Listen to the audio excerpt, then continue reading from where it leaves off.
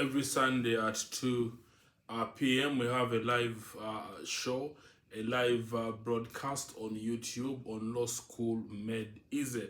On this very channel, just tune in every Sunday at 2 p.m. Where we have a live interaction. I interact with you. You send questions, topics where you want me to throw light. We have a full 2 hours and a half every Sunday for us to discuss live, because of course we appreciate that you watch, but also you need a feel, a live interaction where I respond to all those questions that come to. I discuss different concepts every Sunday at 2 p.m. YouTube live on Law School Made Easy. So tune in. Again, subscribe, share, and keep liking our videos. So let's now go to sale of good. We want to discuss the sale by sample.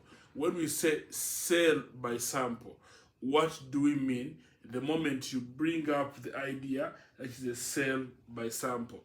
Now, a contract of sale is a sale by sample if there is a term in the contract, either express or implied, that this contract is for a sale by sample. Colleagues, I want to repeat this. A sale by sample, the Sale of Good Act under Section 17, clearly tells you that a contract of sale is a sale by sample if there is a term put in the contract, either express or implied, that this contract is a sale by sample.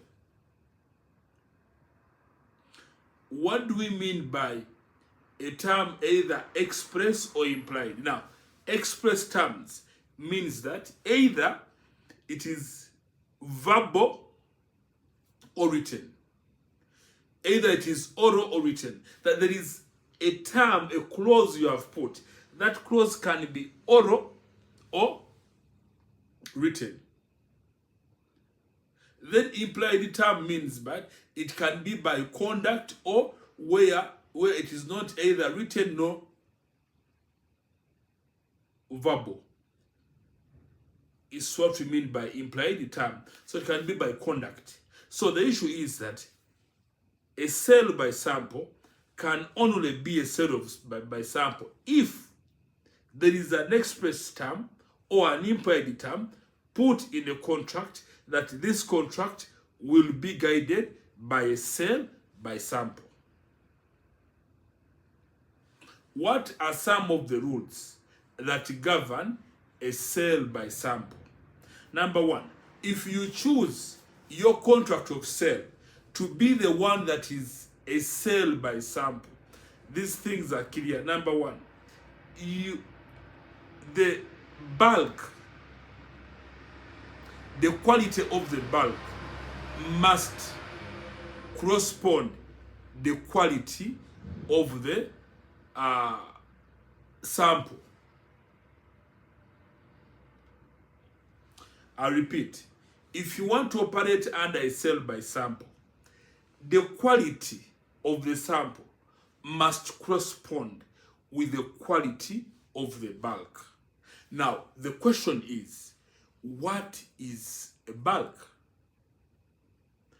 A bulk is, under Section 1 of the contract of the Sale of Good Act, a bulk is defined as a mass or collection of goods of the same kind. A bulk is defined as a mass, many, or a collection of goods of the same kind. The word same kind is key. If you're going to discuss sale of good, these terms bulk must be in your head. Collection of goods of the same kind. They can be in one place, but the goods are of the same kind. So we are saying, for a sale by sample to exist, to say that this was by sale by sample, the quality of the sample must match the quality of the bar. Let's take an example. I have this watch here. If this is the sample you bring, if we say our sale would be by sale by sample, so you bring for me the sample of this watch, very expensive watch. You bring for me the sample of this watch. Okay? Now, this is the sample. So, the other goods you deliver, the bulk, goods of the same kind, a collection of goods of the same kind. So, if you bring the other good, this sample must match the bulk. That all the goods in the bulk, all the watches in there, must be like this one exactly. Now, in the event they don't match, then that is not a sale by sample. You have not brought the rightful sample. So the buyer is at liberty to reject those goods.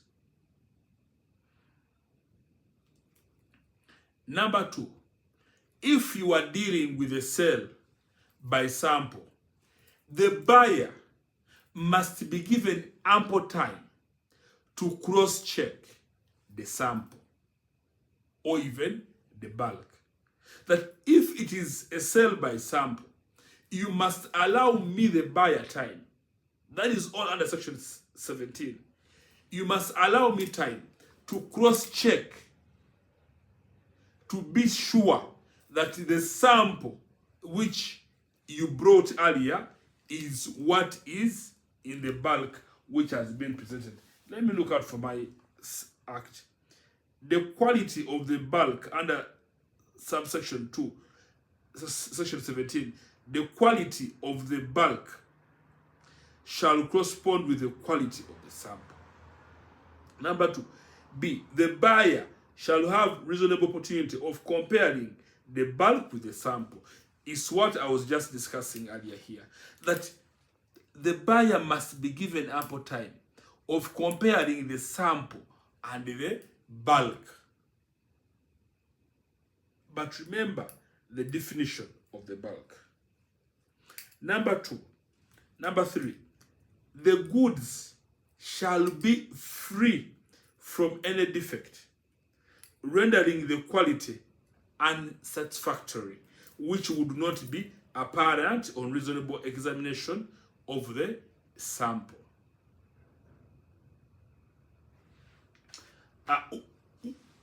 What we mean here, that the sample, the goods you have delivered, should be free from any defect. That there are those defects on checking we may not be able to see. But the assumption is, the implied term is that the goods you bring should be free from any defect. That even when at the time of checking the sample, if we missed seeing it, if you deliver and we see it, the buyer is at liberty to reject those goods. So the goods you're bringing, they should be free from any kind of defect. So that is what we mean by sale by sample. The bulk must correspond the sample. The buyer must be given ample time to cross-check the bulk and the sample, and then they should be free from any defect. Those are the elements which govern sale by sample. So if you decide on a sale by sample, you must follow those guidelines.